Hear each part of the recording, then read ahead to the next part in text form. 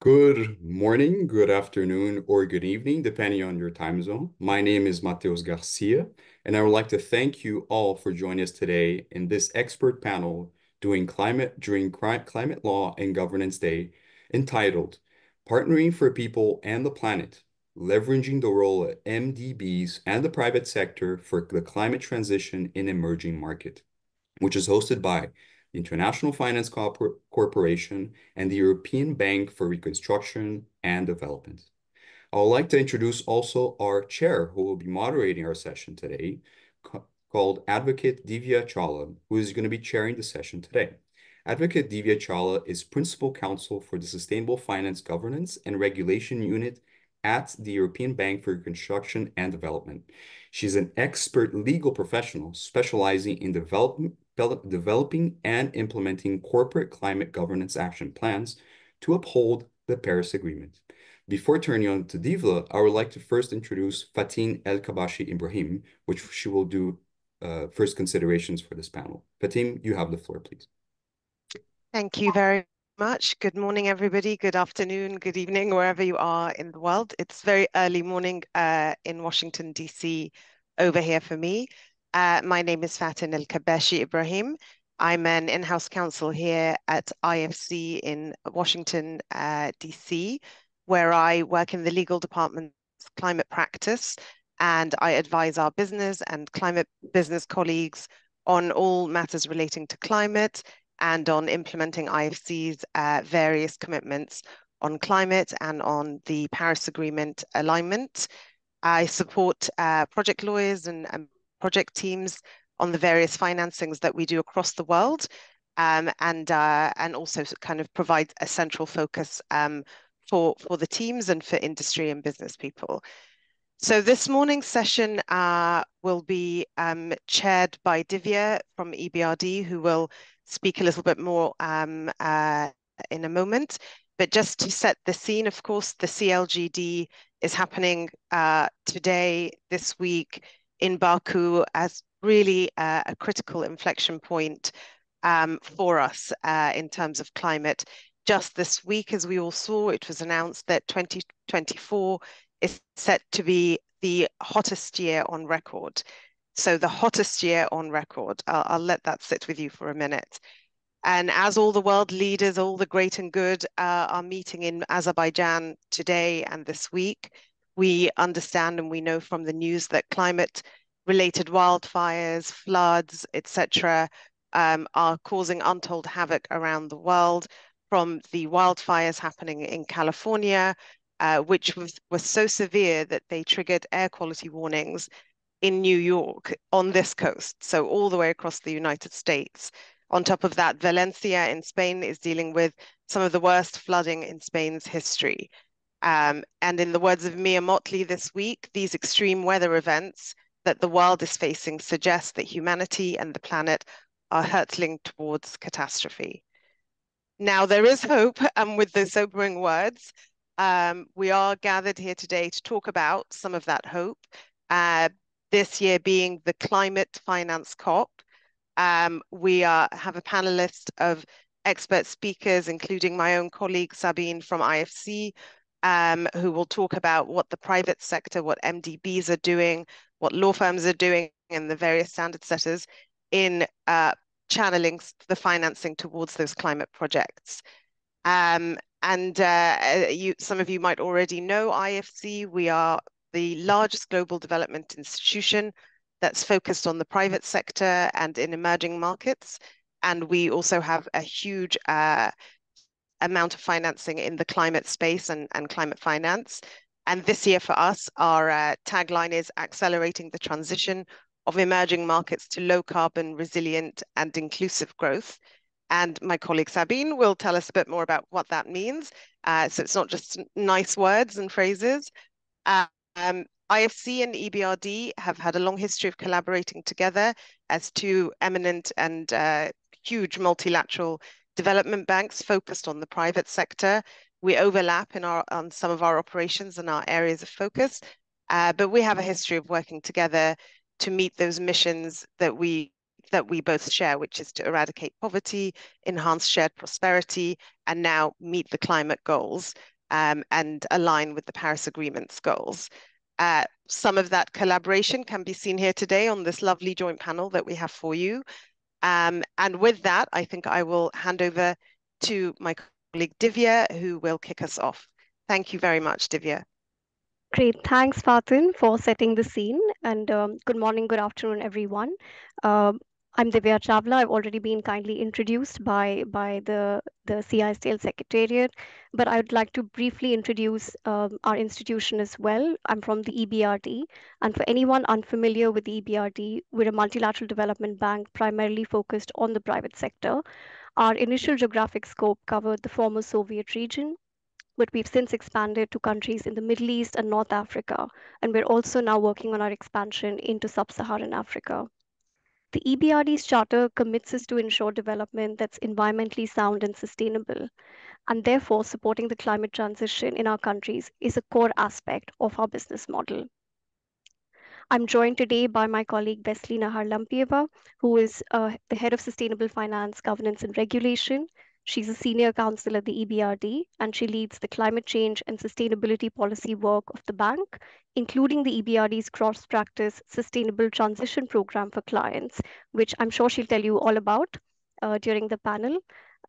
We're also joined by Richard Barker, who is a member of the International Sustainability Standards Board since 2022. Richard has a strong background in accounting and sustainability disclosures, and prior to joining the ISSB, he served as the Deputy Dean and Professor of Accounting at the Sayed Business School at the University of Oxford. And Richard is going to bring in the perspective of how the ISSB standards are working towards creating this global baseline to harmonize sustainability reporting across countries.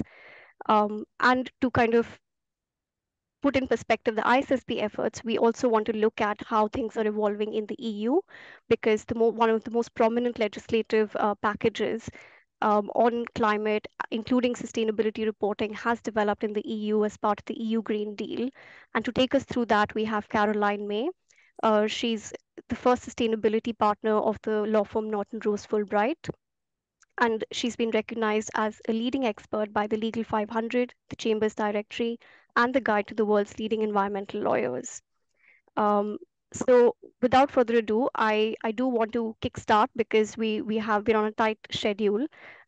So Vessi, if I can bring you in first, not to play favorites, but if I can kick off with you and ask you to tell us a little bit about how the EBRD ensures that the projects that are financed are Paris aligned.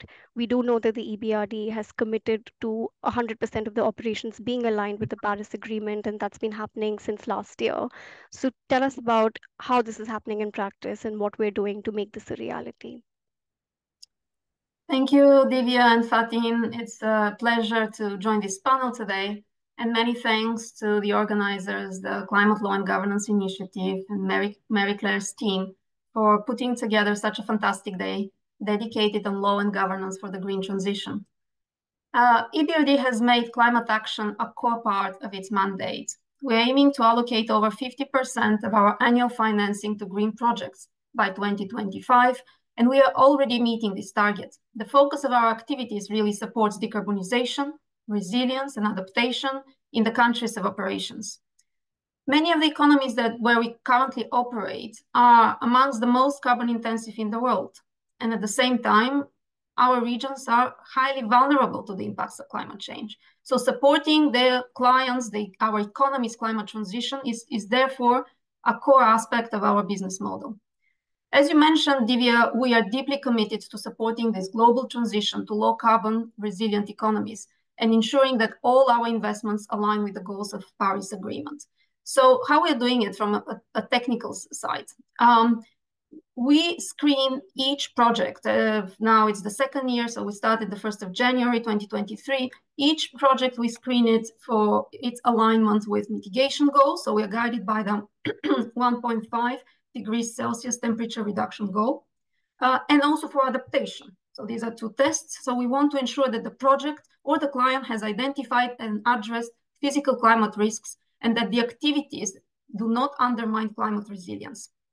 most of the activities, most of the projects that we invest in are aligned. But of course, there are certain projects that are flagged and would require further investigation. Here, I just would like to open the bracket and to say that institutions such as EBRD, IFC, and other development banks, actually, they work in really the highest carbon intensive region. So for us, we need to stay, we are the last kind of soldier remaining in these regions and helping them to transition these very high fossil fuel dependent economies. So it is really about a partnership with our clients, about working, engaging with them, not leaving them behind, and really focusing on the transition, as I mentioned, in terms of mitigation goals, adaptation goals, but also, of course, just transition. So it's a very, very important part of our work, not leaving anyone behind. So when a project where we're investing is flagged as not fully aligned with Paris or a high kind of climate risk project, then we start engaging with this client to improve their capacity to start developing industry low carbon pathways. We work to strengthen their climate resilience of the entity, of their operations, sometimes even of their supply chains, in order to mitigate those transition and physical climate risks. So it's quite a complex way in which engage with clients, but I want to emphasize here that in this way we combine our finance and legal acumen. We provide financing, of course, we mobilize private sector investment, we work with our donors in order to provide technical assistance in policy and advisory work. So it's really kind of one of those work streams where we put our best to use. So when we identify what are the particular gaps in the project that's not fully aligned, or our client, then we put together a list of actions, the actions that the client has to undertake to become Paris aligned. So these are actions that are not necessarily focused on the individual project. It may be focused on a broader kind of the climate institutional framework, on the policies, on risk management methodologies. And so this list of actions, then from a legal perspective, we also incorporate the undertakings of the clients in our financing agreement. So we want to make sure that we have the high level commitment by our clients. What I wanted to here to underline is that in this work, we are very much led by our internal methodology. We have methodology for financial institutions and for corporate utilities and municipalities. And these methodologies are based on internationally recognized standards, guidelines, good practices. But the important thing is that it is tailored to the needs of the emerging market. So that's the important value that EBRD adds. This methodology applies to various groups of clients, and it provides a roadmap for the client to build their necessary policies and mechanisms and governance frameworks in order to become less carbon intensive and to align with the Paris goals. So it's really taking a client from their level of corporate maturity, of climate maturity, and building it gradually so that it's kind of consistently becomes part of their business model. And the reason why I'm doing it is because we believe that that's the way we can achieve systemic impact.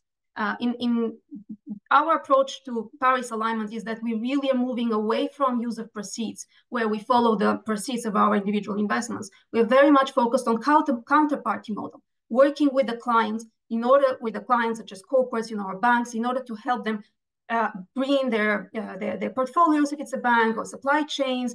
They inform better their investment decisions, manage climate-related risks, and identify those opportunities for investments. I have lots of good examples. Unfortunately, I don't have much time.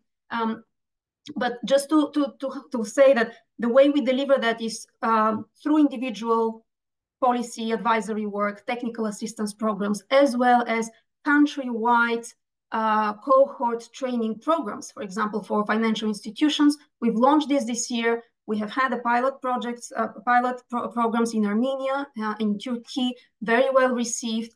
But even more recently, in October, the Central Bank of Azerbaijan, our co-host for the COP, has asked us to launch a similar program there, and this is also underway. So with the remaining a few seconds, I wanted to mention that in addition to this more technical side, course, we provide financial support for Paris alignment projects through financing facilities, and also very much part of our mandate is through climate co-financing, blended finance, and guarantees in order to mobilize co-financing, work with private sector, mobilize private sector finance in order to support large-scale climate-focused projects. And very much at the core of what we do in the legal department is we innovate either in terms of drafting the financing agreements, clauses of the financing agreements, but also influence our clients, the broader group of stakeholders, including other international financial institutions and the broader group of partners. So I will conclude that here, and I'll hand back over to you, Divya. Thank you. Thanks, Vessi, also for sticking to time and squeezing in so much information. And Fatin, if I can come to you now, IFC, like the EBRD, has also made Paris alignment commitments. And so it'll be good to know from your perspective how you support that work as an in-house lawyer, how you work with the commercial teams, for example, with Sabin, and also how that sort of differs in terms of the private practice approach, because I know you have a background in private practice as well. Great, thank you very much, Divya, and thank you, Vessi, for that very interesting discussion. So really, as in-house counsel at IFC here, I've been here a number of years now. I was a project lawyer at first, supporting the business teams directly in relation to our various financing across so EMENA, so that's Europe, Central and Eastern Europe, and as well as the Middle East and North Africa. And I've now sort of moved in the last couple of years to a more climate-focused role, which really means working as the sort of day-to-day counsel supporting our climate business practice. And when I say that, that touches on all of the projects and all of the financing that we do, because as you mentioned, IFC has also made a commitment to align its operations with the goals of the Paris Agreement. That applies to all of our investment projects. And so I'm often brought in to every sort of investment project that we do to support on the legal side, which really means translating the technical Paris alignment climate-related requirements into legal mumbo-jumbo, to put it into the legal agreements for the projects and breaking that down. And on a day-to-day basis, I mean, what does that look like? It varies, but hectic, I would say, is one of the words that comes to mind, but always interesting and always engaging, especially working with fantastic colleagues like Sabin, who collaborate, work in a great multidisciplinary way, and put aside their prejudices of what they think of lawyers to try and come together and find solutions for our financing deals, to get deals done, but most importantly, to meet our mission and to meet our mandate, which is development and helping our clients in these countries.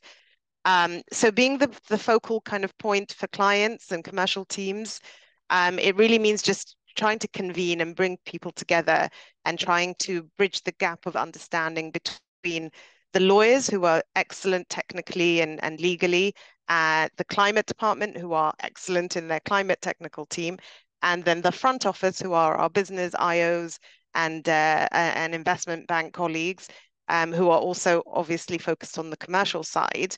Now, those three sets of people don't always see eye to eye, and it can get a bit heated, especially when it comes to climate, which is fairly, in terms of Paris alignment, it's new for us, although a couple of years in now, but it's still an area that's evolving. And as we know, the science is also evolving.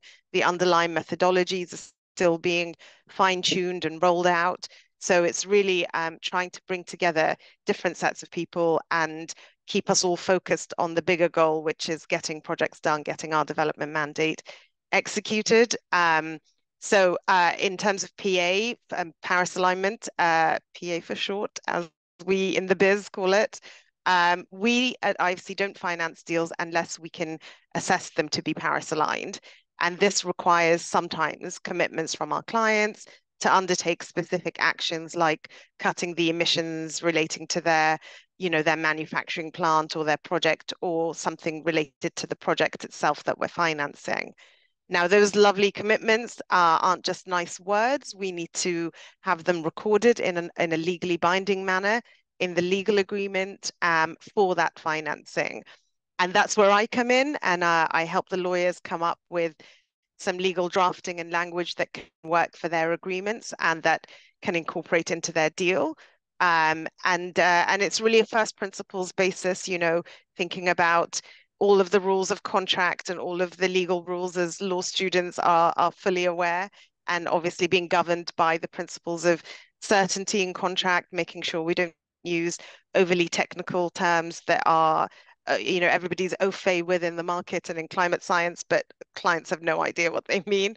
So making sure that they're clear and they're put in legal agreements in the right way, to ensure that everything we put in there is legally binding and enforceable. How does that compare with the private sector and my previous role?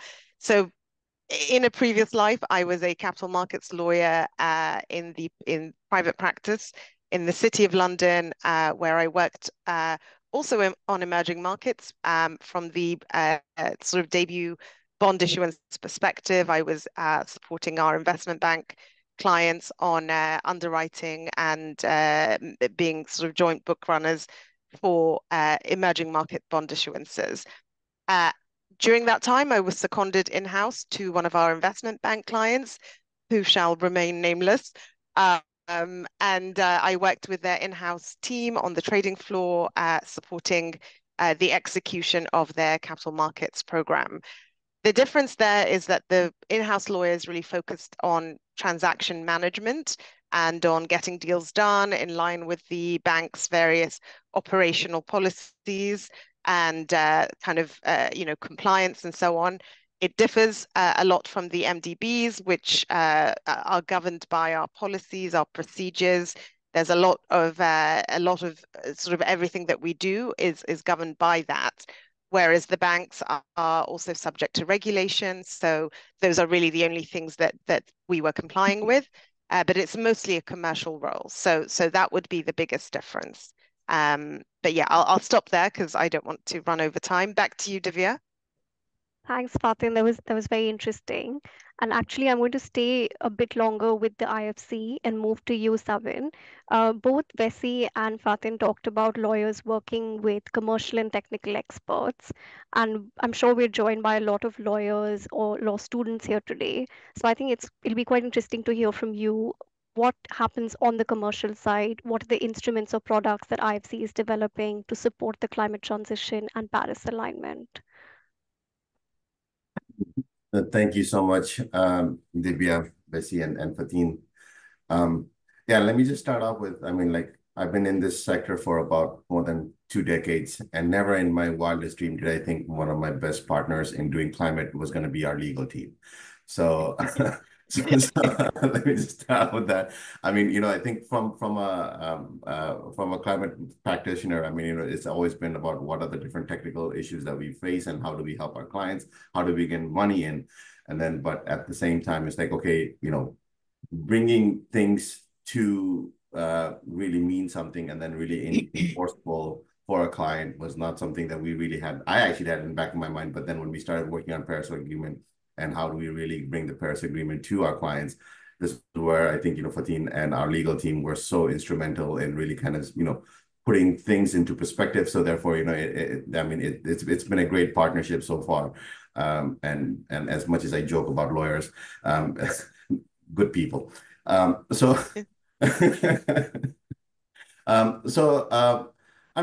terms of commercial activities and different things, for the last last 15 years, IFC has been constantly really focused on developing our climate finance. We started off with climate tracking almost 2007.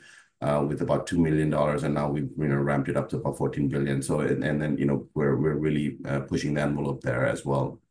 So in terms of what we're doing, right? So I think in the beginning we started off with simple things like how do you basically develop credit lines? How do you develop loan products?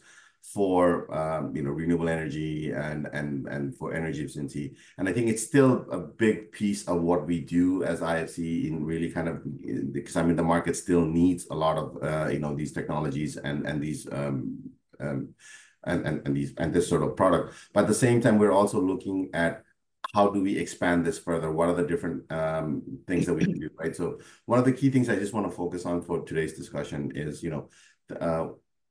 from a product perspective, I think, from a market perspective, one of the key things that we're looking at from IFC is really getting into the capital markets, right? So we've been looking at products, we've been looking at projects, but then now also is like we see that there's a huge appetite within the capital markets to really kind of, get into this climate, into the climate game, and it's beneficial. I mean, I think there is returns to be had, and then I think this is where we are really trying to focus on as well.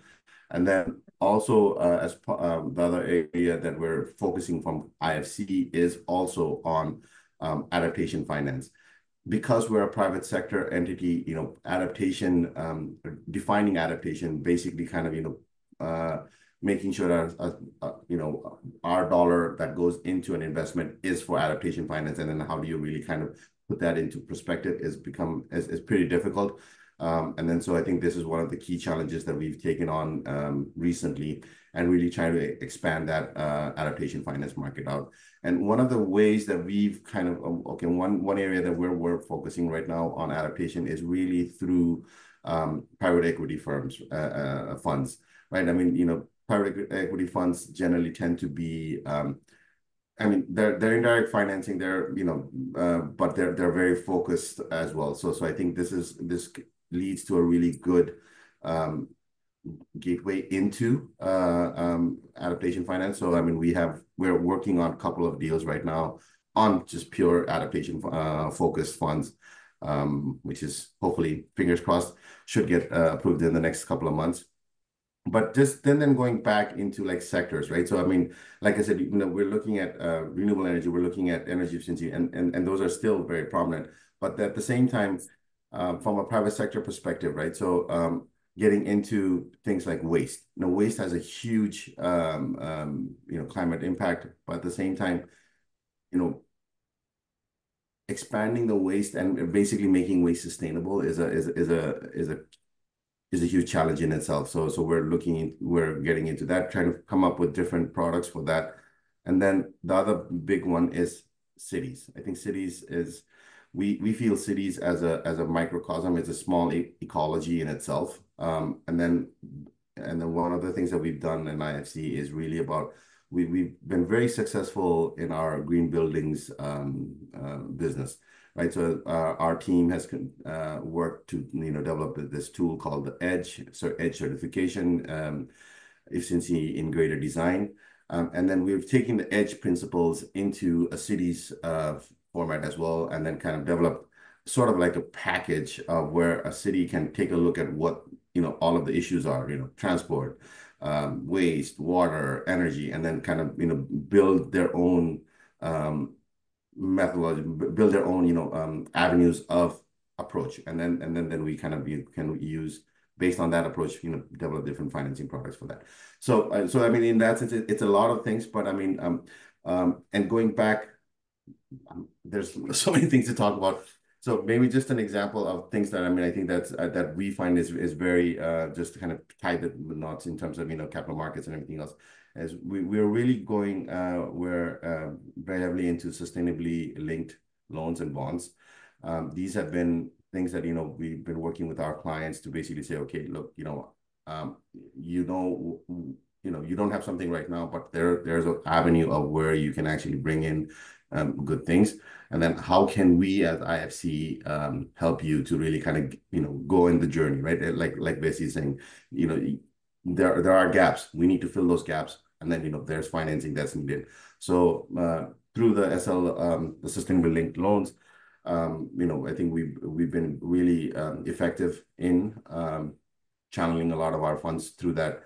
And one of the good things about SLL is like, it's not just about IFC basically saying, okay, these are things that are good, but because, you need to have a second party opinion on it as well. So there is a bit of a market play as well, right? So what that does is, instead of just basically for a client who's working with us on SLL, it's not just basically saying, oh, I'm with IFC, but because of that, the second party opinion, they can basically take whatever they're doing with us elsewhere as well and say, look, we are on a sustainable pathway. So it actually opens up the market for them, not just for IFC, but for other financiers as well. So they can go to EBRD and say, and then so therefore there's a bit of a connection there. So we're trying to play that role in terms of, really kind of seeing, okay, yes, IFC is there, but at the same time, IFC is not enough, right? So we need a larger market. We need more financing in there. So how do we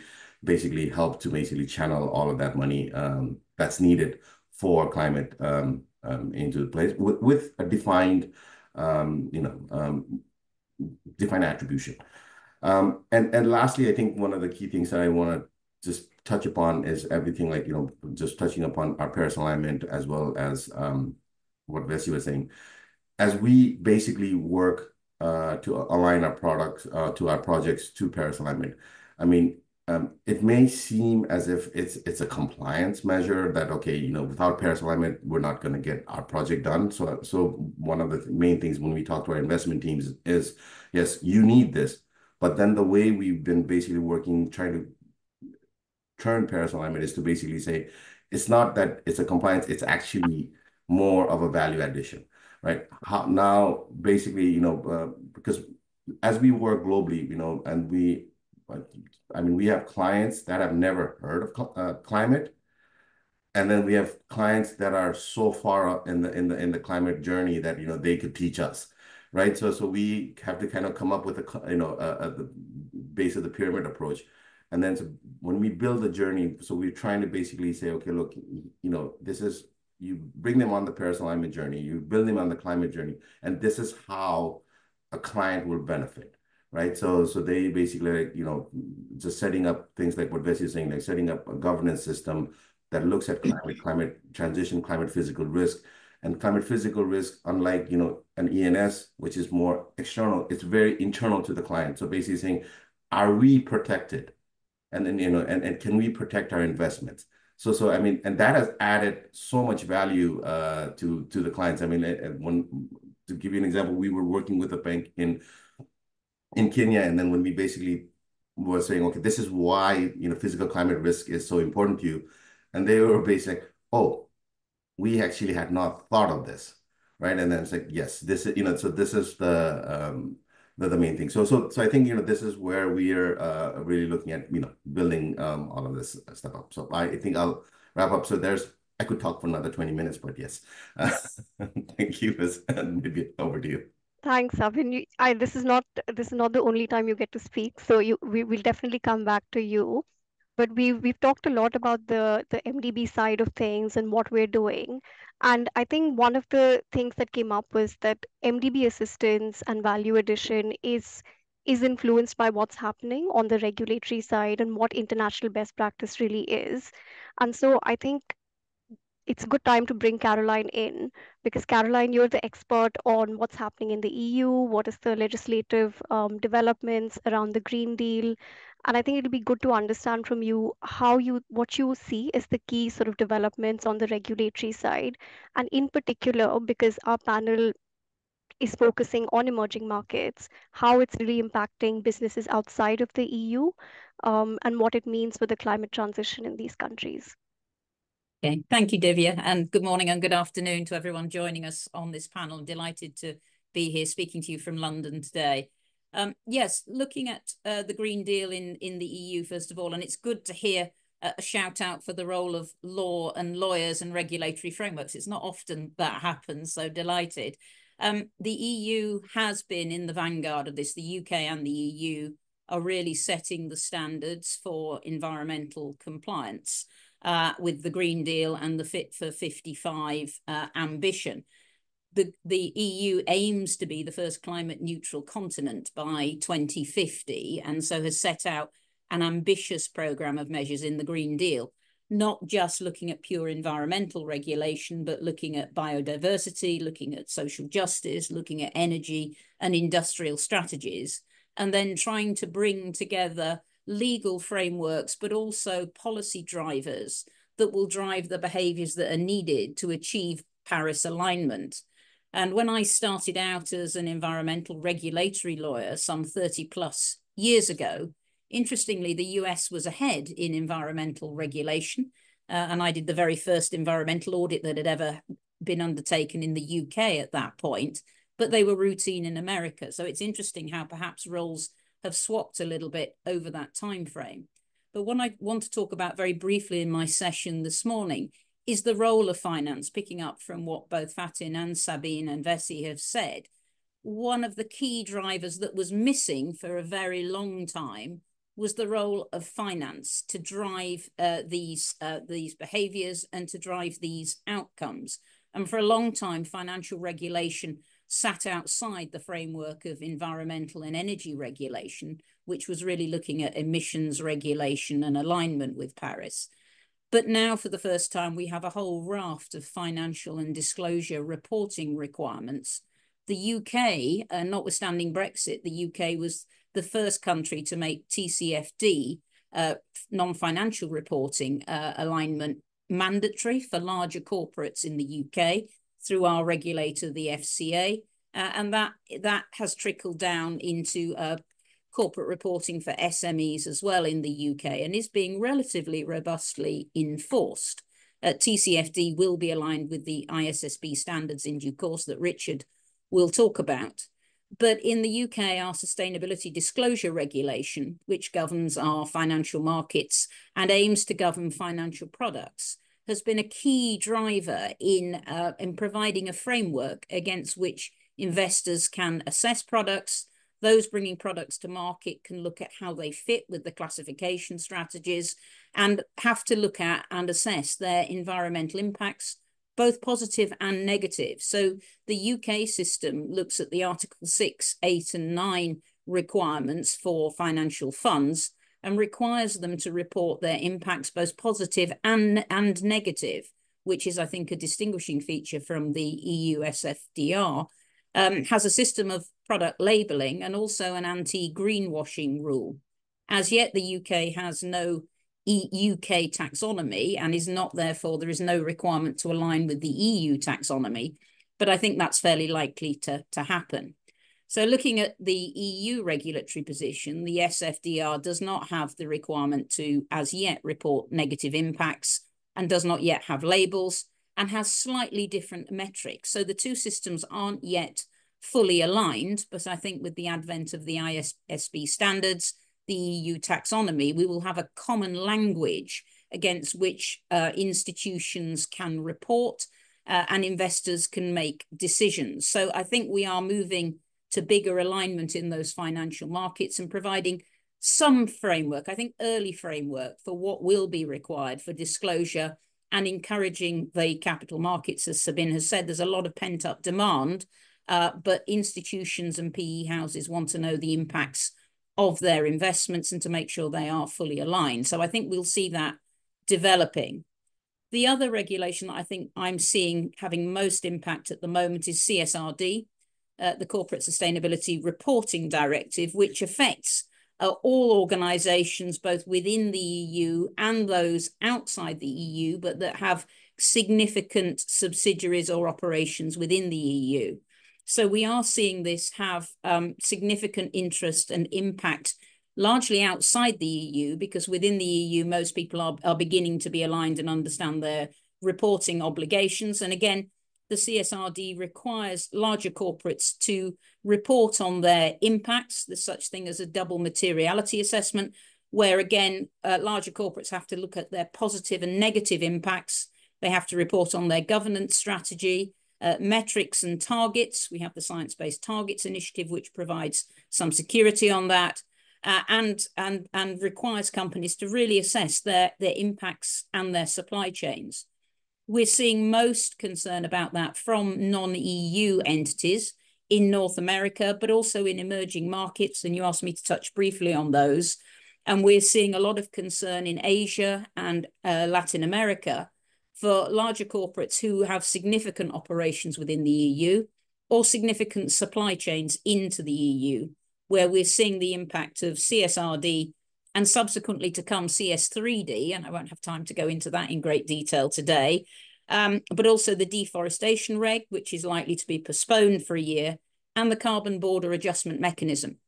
So causing concern, but I would say that largely there's an appetite and an enthusiasm for alignment because it makes good business sense. And for those looking to invest in larger projects in those countries, those non-EU countries or emerging markets, there's a real desire to make sure that those projects are aligned with all the relative regulatory requirements, also that they are Paris aligned, achieving those sustainability metrics, and most importantly, therefore, that they are profitable, because good profit and good green economics is going to drive the behaviours that we want. So we're seeing those regulatory requirements really drive investment into the areas that we need to see the Paris alignment within the EU, but also outside the EU.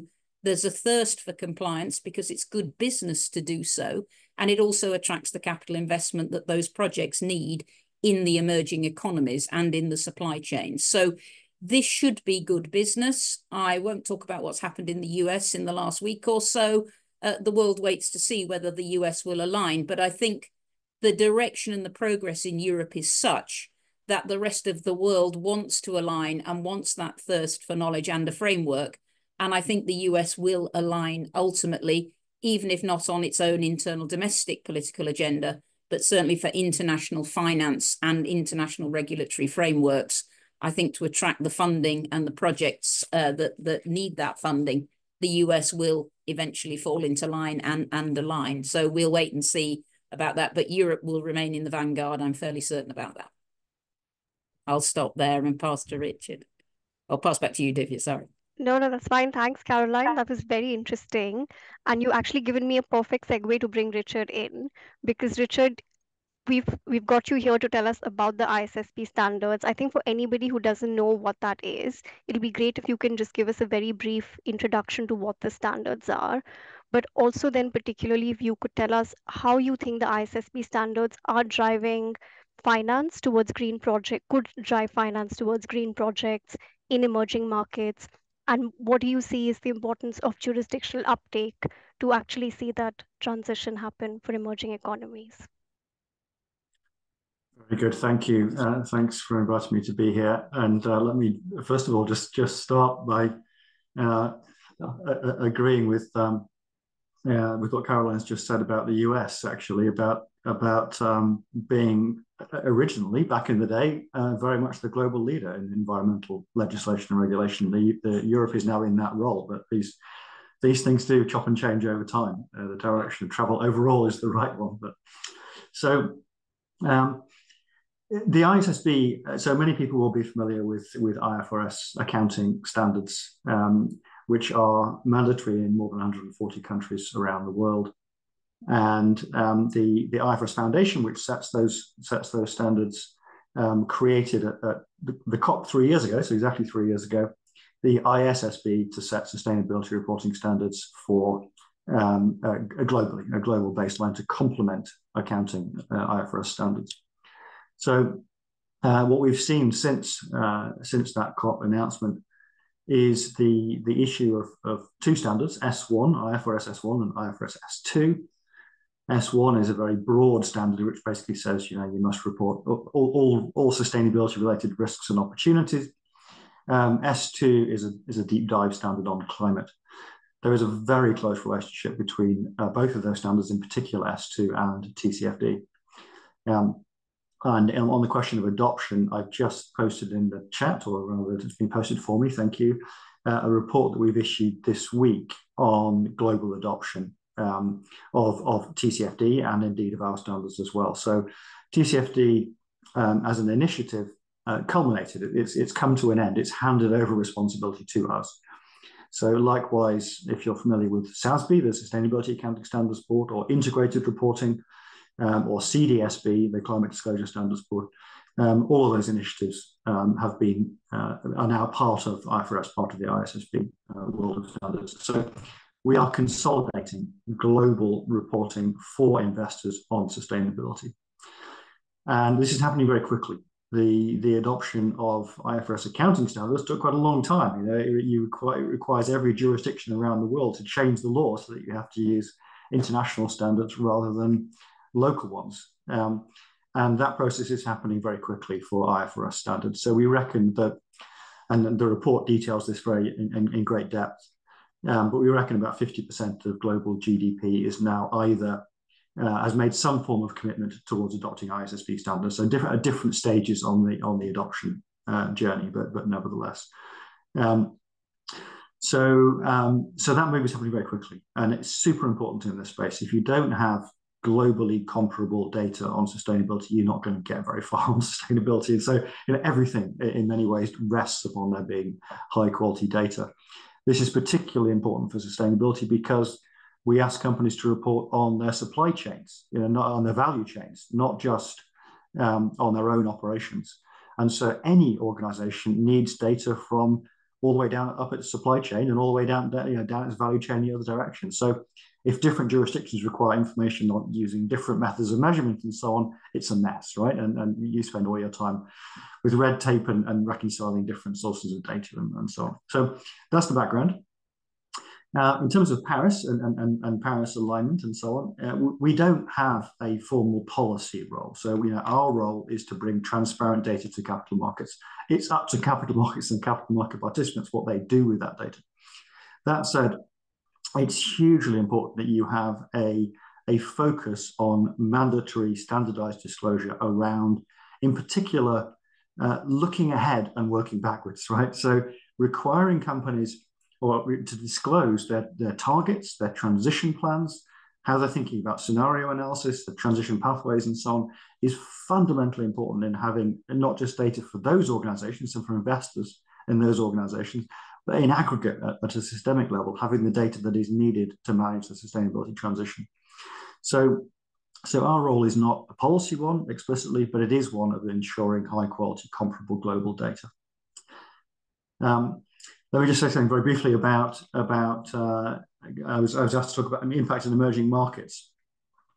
And I'd say three things here. The first thing is that the business case for sustainability, the sustainability reporting and disclosure, is the same in any jurisdiction anywhere in the world. So the need for the economy, global economy, to transition to a sustainable economy is universal. Second point is that because sustainability requires reporting on your entire value chain, and many companies have value chains that are grounded in emerging markets. Emerging market companies need to be providing data to developed market companies as part of the reporting of those companies. So in a sense, it's unavoidable, right? So not only is it in the interests of companies, it's also unavoidable. The other thing to say is that our standards make a big deal of proportionality, right? Proportionality means you're not expected to disclose more information than you're capable of disclosing, right? So if you are you're a multinational insurance company listed in New York or something, the expectations of reporting, the expectations of meeting our standards are to a much higher level than if you're medium-sized manufacturing company in Kenya or something. So the underlying caveat or underlying clause in the standard is that you report reasonable and supportable information without undue cost and effort. And what counts as undue cost and effort will vary enormously across different jurisdictions. So in principle, it's not more onerous to meet our standards in any given economy, and there's a universal need to apply those standards. Let me pause there. Thanks, Richard. That was really interesting. And it was great the way you weaved in all the sort of basic principles underpinning the ISSB and what it means. So thank you for that. So we're close to the end of the session. We don't have a lot of time, but I do want to go through a round of challenges and opportunities with the panelists. And Sabin, I promised I'd come back to you. So I'll let you kick off this time and tell us what are the key barriers that you see for the climate transition and what is IFC's approach to these? Yeah, thank you so much again, Divya. So I'm trying to keep it short. I think the key barriers that we really see are is really about, bringing financing together, right? So I mean, it's about really creating an equal playing field, if you would, for bringing financing. I mean, I think one of the key things, like I said, is the definition, right? So when we talk about climate finance, climate adaptation, climate mitigation finance, we need that, the harmonization of that. So I think that's been a key barrier. And then this is, and going back to Rich's point on, as well as Carolyn's point, having regulations, having these standards in place, that always helps us to really kind of say, if we're going into one deal and someone is, an EBRD is coming in, then we're actually talking about the same thing, so that the client doesn't feel overwhelmed with requirements from 7 different investors. So I think that's one of the key things, and that's what we're really trying to do with Paris alignment as well, is really kind of say, okay, look, it is a journey. These are the different steps that we're doing, and we're working very closely with colleagues like Vessi and her team to really kind of say, okay, what are our requirements? How do we see Paris alignment happening? And then does that really match up with what EBRD is doing? And then can we just basically come up with the standard requirements for the banks or for our clients? And this is where what I'm saying is like why our legal colleagues have been so instrumental for us, is that they basically, on the technical side, we may be saying 7 different things, but then from a legal perspective, it turns out to be we're asking about the same things, right? So therefore that's been a really good tie-in that we've seen.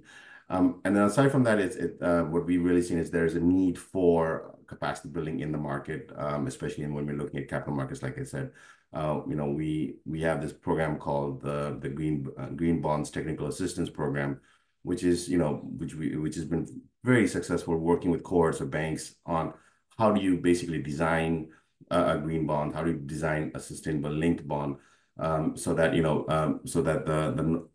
taxonomy, the different standards, you're able to kind of really navigate that, right? So I mean, as we're saying, as ISSB is coming into force, but at the same time, we're basically using ICMA principles and all of the principles, so making sure that we get those standards in place, and then the banks and and then our clients actually know that if they are issuing something, it is something that's going to be recognized not just by IFC, but the rest of the financing community, right? So I think that's a key barrier, and that's one of the things that we're still addressing. I mean, these are early days. I think we've been successful, but I mean, our success level to meet our requirements for Paris alignment is huge. So I think all the different discussions that we've been hearing in this panel, they all factor in, right? So I think so that's the key thing, is to really harmonization of the requirements, the standards is key to really making climate finance a reality that is needed. Thanks, Sabin. I think you've brought together all of the themes we've been talking about really well so far. And I especially echo what you've said about lawyers and commercial and technical experts working together. I think that's really a big takeaway from this panel. And Vessi, if I can bring you in here, because Sabin talked about capacity building, and I think that's also been a big focus for the EBRD. And if you can tell us a bit more about what the bank is doing in terms of improving private sector involvement on climate action, and how we're removing barriers to actually promote climate-related investments in our countries. Thank you, thank you, Divya. Yes, I would. I think Sabin provided quite a good overview, and I'll take it from where you left, really about harmonization of standards and how important it is for financing, now that we all agree that public finance is not enough. So we really need to mobilize the private sector. We need to work, I think, in addition to this alignment with financing and working together, partnerships is really important. Partnerships, the level of investors, but also with governments or with the private sector. And one thing, if I can take it maybe from a bit top down, I would say that what is really important is a more kind of policy and regulatory certainty in the regions where we operate. Because investors need clear and consistent policies. And in order to assess the risks and to returns on climate-related projects, governments need to translate some of the high-level ambition or their nationally determined contributions, their long-term strategies into practical policies, into legislation, into actions. I think that underlines definitely the role of lawyers from all various specialisms. We have, as a bank, supported a number of countries, including Turkey, Kazakhstan, and Uzbekistan, by providing expertise and technical assistance to help them develop their long-term strategies and plans, and help them also to turn them into specific sector-focused legislative instruments. So to give you an example here is, energy sectors is really important. So we work for many years on energy sector reforms, and we have supported governments from developing the policies and legal frameworks also to strengthen, actually even to set up and to strengthen the capacity of energy regulators, to draft non-discriminatory energy laws. This is really important for allowing also new market players to come. Back in the day, I was involved in such projects in Azerbaijan, in our host country again, in other Central Asian countries. But these are also, this is also something that we are working on right now in Europe, in the Western Balkans, and also in beyond kind of the European continent. So we support the development, for example, of renewable energy policies and legislations. And in this way, for the first time, we set up frameworks in the country's operations to enable competitive bidding processes for renewable energy auctions. That's one of the ways in which we help private sector to innovate, to bring in private sector capital. And just to give you some numbers, we are working now in 18 countries. So we have supported this policy and regulatory work in 18 countries, and we already have supported with financing actions for over 1,600 megawatt of capacity. The point that already was mentioned, and others are better placed to talk about, is really harmonization also of sustainability-related reporting on a corporate level. And this is very much also touches on our programs, our corporate climate governance programs, our transition planning programs, where we bring in the knowledge, the technical assistance, but we also engage from a corporate, but also a national level and regional level to help governments inform and encourage this gradual harmonization of standards. And this also, we very much support the work of the International Sustainability Standards Board. The other big hurdle, just to highlight, which is very important, we're talking, it's the climate finance COP, about the high initial cost for climate related projects, because those projects really in emerging markets, we all know that they require high upfront investments. And the way we go about it in order to kind of de-risk and to kind of ensure there is more certainty for investors and more market stability is we provide blended finance guarantees. Also, we work, as Sabin has mentioned as well, on issuing, but also supporting our clients to develop and to issue green bonds, sustainability-linked loans, blended finance structures. We also work with donors to provide a climate syndication program, a program that was signed with Germany to use guarantees, to provide guarantees to mobilize additional private sector investment. One actually fascinating, I think, product that we have launched 1 year ago is enabling, so working closely with the government. So I mentioned about financing, about legal reform, but partnerships, again, I'm coming back to this theme. This is country platform, so working with the national authorities to enable climate action. So we're playing, EBRD is playing a coordinating role in these country platforms, working with governments to help them set clear policies for phasing out of fossil fuels, clear also incentives for renewable energy investment, but also with other MDBs such as IFC, EIB, and others, and the private sector in order to mobilize capital to streamline investments, engage also with the local communities for just transition to help large-scale energy and sustainable infrastructure projects. So I'm not sure how I'm doing with time, but I think we're very much tight. So I'll stop here and I'll hand over to you. Okay, great. So Fatin, if you could quickly tell us, as an in-house lawyer, key challenges.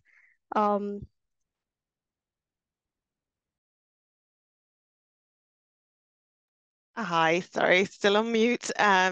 Sure, I'll just keep this very brief as I know we're almost at time. So I think in this space, I've talked already about my role at IFC and how I work and collaborate with our climate department and our business units. I mentioned the convening role, which is one of the key challenges to make sure different teams, the lawyers, the bankers, the climate specialists, and other technical specialists who all come together to make deals happen at IFC, try to see eye to eye when it comes to these new and developing requirements, especially as the science is moving and evolving, the practice of the climate sort of technical practice itself is evolving, the methodologies are evolving, and their application is also changing.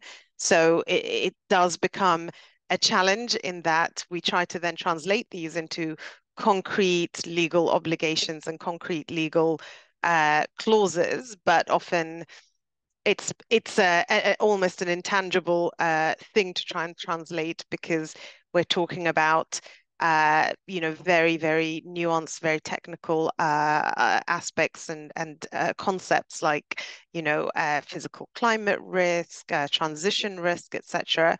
But as I said, you go back to basics and start from there, and then talk about, in plain English, what you want the client to do, how you think that's helpful, and how that could support the decarbonization or resilience of their operations, and why that is both a business case, a good thing for them to do in terms of their business, but also why it's important for IFC in order to meet our obligations and our commitment to Paris alignment and to climate more generally. As a lawyer, you just have to embrace it and go with the flow and throw yourself in. Lawyers are very good at being very specialized, and we like to stay in our little realm and our zone of comfort. So this is just, the advice is to try and step outside of that comfort and get up to speed with this new area, and don't let the sort of technical jargon put you off. I think often these things can be understood if you spend some time looking at the methodologies, reading them through, and then speaking with your colleagues. I always harass Sabin on his interpretation and ask him to explain to me, like I'm 5 years old, what the MDB methodology is. And then that then helps me give him the legal advice. So it's a very reciprocal relationship. And I think lawyers, just to frame it in a larger sense, lawyers we see risk everywhere, and we see opportunities to minimize and mitigate those risks. I think we're very well placed at different institutions and in the private sector, like Caroline already spoke from the private practice side. We're very good at being able to see risk and see ways to manage it and to address it, and also to put those requirements, in contractually binding ways, and to bring teams together and to make sure teams see eye to eye to get projects done. So I think that's really the value add of lawyers, and we can help also present the opportunities for the climate transition in a better way. And then we also know that the other side of this is the operational side, which is, how do we then get those legal requirements to be implemented? And that's down to our climate colleagues, our technical operations team, to do the follow-up, to make sure things are being done, to make sure the reporting comes in, and I think that's kind of the key aspect and challenge. But it's not an easy job, and as these institutions are developing and the market is developing, every day brings new and different challenges. But I think because we're almost at time, Divya, I think we do have one question if there's time, or shall I wrap things up? I think we still have a few minutes, right? I was going to ask Caroline and Richard to maybe just give us their final thoughts on opportunities and challenges. So I think, Caroline, if you can just tell us what's the big opportunity that you see, how you're working with clients to kind of get them on the climate transition journey. And I think, Richard, for you, if you could just tell us very briefly what you think is the main challenge with the implementation of the ISSP standards, but what's also the big opportunity for preparers. And I know these are quite big questions and I'm not giving you enough time, but I'm sure you can do this. Yeah. Thank you, Divya. Well, just to pick up very briefly, yes, I think that others have mentioned the need for sort of standardized policies and reporting disclosure standards, which I think gets you around the jurisdictional specific issues of country to country. Vessi also touched on the need for emerging markets and countries seeking finance and investment to actually develop their regulatory frameworks so that investors and others have some certainty that on the ground there is an environmental or an ESG regulatory framework that will respond to some of the metrics that are then needed for the corporate reporting I talked about. For law and lawyers, lots of opportunity, lots of challenges, new areas of law. Obviously, ESG has been born and perhaps moving further into the business and human rights, the social governance sector. I think Vessi and I sit on the Climate Change Committee for the Law Society of England and Wales, and we produced the first ever voluntary guidance for the solicitors profession for how lawyers can respond to the climate crisis and how it affects everybody's daily round. So I would agree with what Fatin said about not being too specialist. It applies to everybody, whether you're a tax lawyer, an M&A lawyer, a pension specialist. Climate change affects every area now of human and our physical environment and human activity. And the duty of care for lawyers who do not know or understand this may well be interpreted against them in due course. There's a movement growing around lawyered emissions or scope 4 emissions for lawyers to be held accountable for the impacts of their advice. So it really is an area now that all lawyers and the legal profession need to embrace. And for those of you who are not familiar with the Law Society guidance, it's applicable in England and Wales, but it's available on the Law Society website for lawyers listening who might want to know how they need to respond.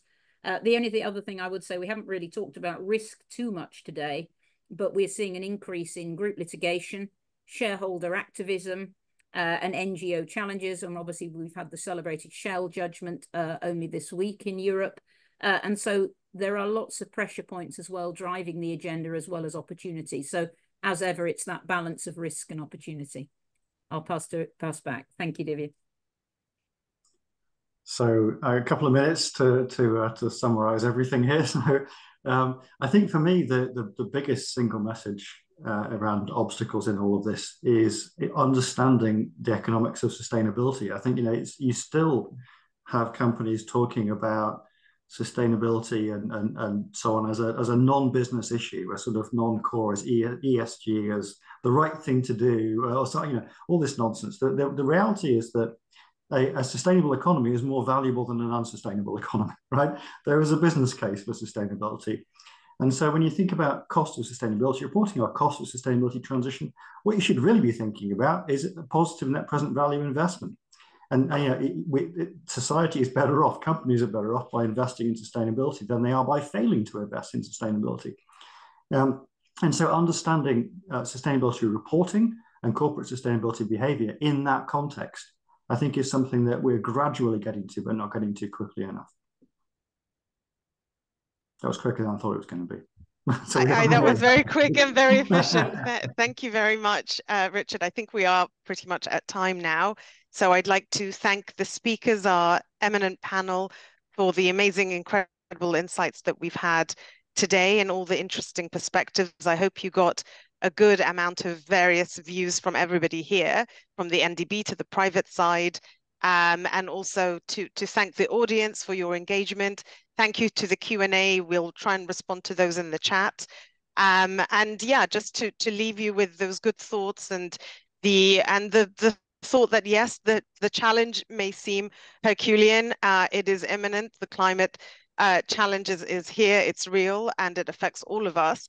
For law students and lawyers, I hope that you can leave the session with the awareness that you as lawyers can do a lot to meet the moment, and to remember that lawyers are uniquely able to connect the dots, ensure clients and business and their businesses follow a consistent approach, and really advise on implementing these new and developing projects and requirements and just advise on the practical aspects. And really, execute your duty of care, as Caroline said. So with that, I'll hand back to Divya, but I think we are at time. So thank you very much from me.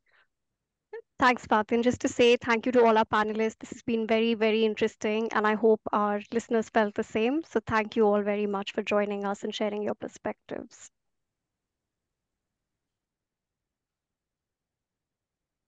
Thank you. Bye-bye. Thanks, everyone. Bye now. Thank you so much.